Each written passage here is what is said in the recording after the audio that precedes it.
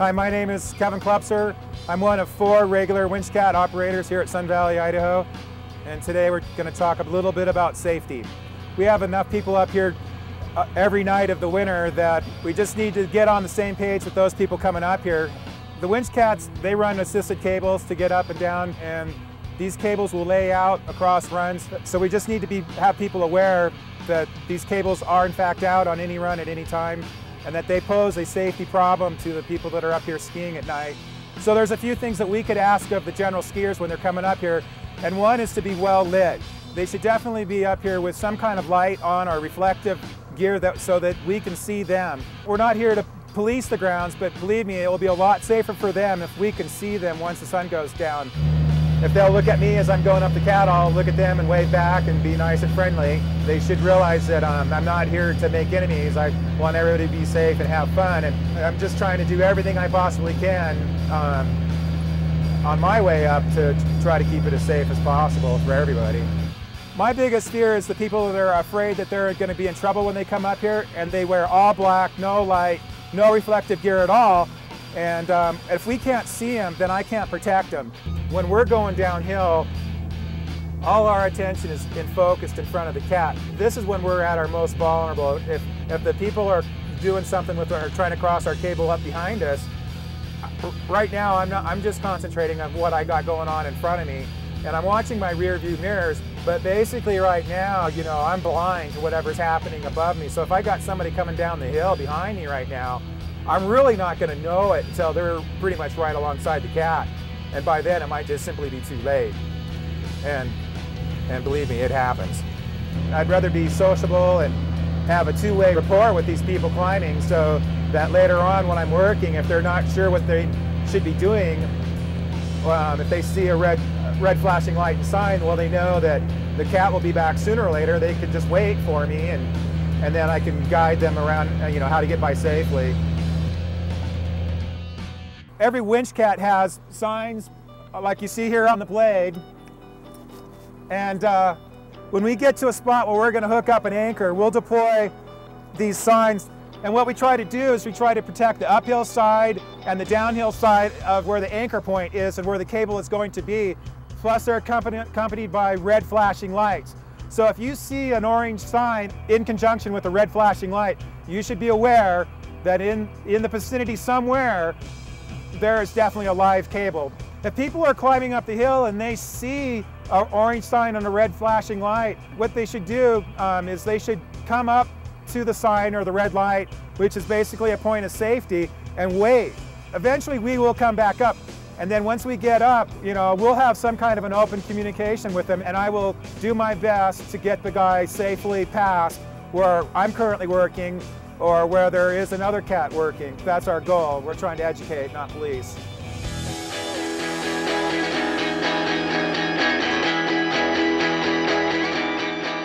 We don't just go out and randomly groom things with the winch cat. Everything is done in a pattern. And what we try to do is we try to get into areas with the winch cats and get our cables out of there so that we're not impeding the progress of everybody else's grooming. So there's a few hot spots right at the beginning of every night that when people come up here, they should probably be aware of, that more than likely they're going to run into winch cats. The runs that are a big problem are where the cables go completely across the run so that there's really no way around the cable. The top of the mountain is a really good example of that. We have a cat running behind us right now into Limelight, and his cable is stretched all the way across the summit of the mountain. So this is a really bad one. And then the one just down the hill from here, it's another real bad one, is when we're winching Ridge, and our cable will be all the way across the top of Upper College. There's a lot of other bad spots, but those are definitely a majority of the problem. Public safety is our #1 goal for sure. And then after that, we got to be safe for the employees. We're not doing this just for the public. We also are doing this for the tremendous amount of other employees that are also up here at night, every night.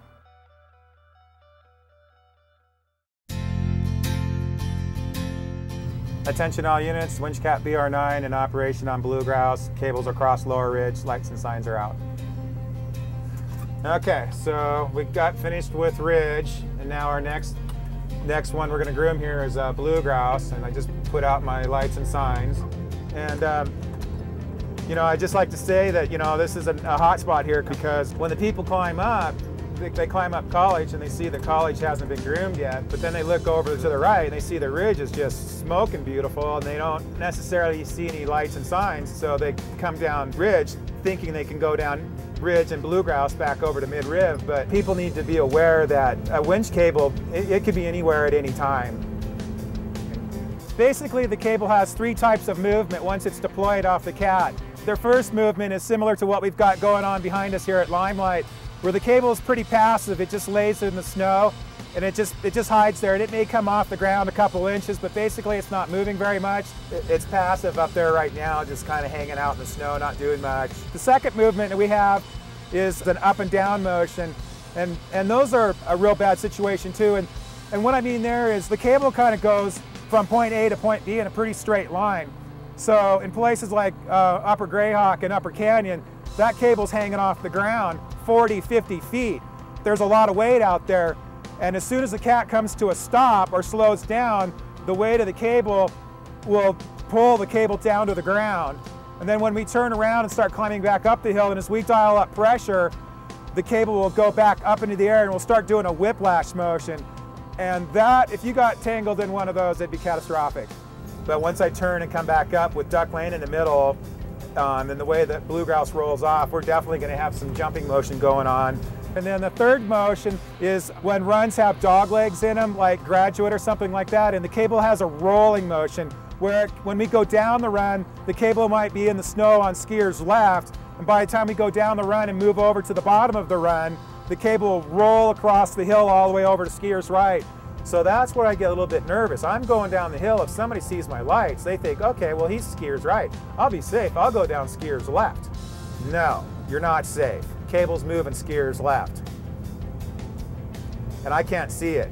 I can't see you or the cable. I'm watching my mirrors, watching my corduroy, watching the run, trying to keep the lane straight for good skiing. And right now, people coming off ridge would be in my total blind spot, but I've done everything I can. That one's a real bad one. That's got a lot of energy to it and a lot of motion. Once you get up here, take a look at where the cable is in relationship to where I am. I'm on skier's right, but look where the cable is. The cable is coming across the run at skier's left on the corner. So even though you might see the lights of the Cat down here on skier's right, the danger's over here on the left.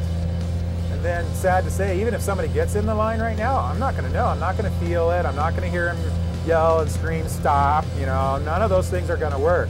I'm not gonna know until I climb back up the hill and find him in the cable. And I really, really hope I never see that.